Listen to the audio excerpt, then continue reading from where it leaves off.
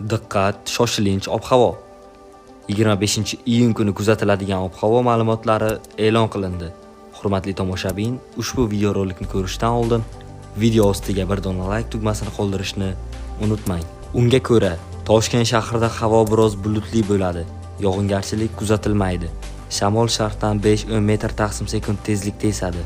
Ba'zi joylarda 12-15 metr taqsim sekundgacha kuchayishi, chang to'zonlar bilan kuzatilishi mumkin. Harorat kechasi 25-27 daraja, kunduzi 38-40 daraja bo'ladi. Toshkent, Sirdaryo, Jizzax va Samarqand viloyatida havo biroz bulutli bo'ladi. Yog'ingarchilik kuzatilmaydi.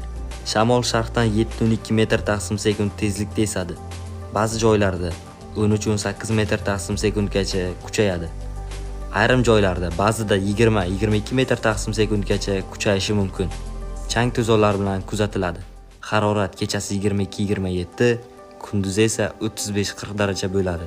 Respublikaning tog'li hududlarida havo biroz bulutli, ba'zi joylarda o'zgaruvchan bo'ladi. Yog'ingarchilik kutilmaydi.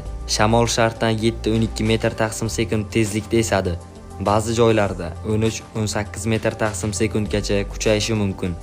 Harorat kechasi 15-20 daraja, kunduzi 28-33 daraja bo'ladi.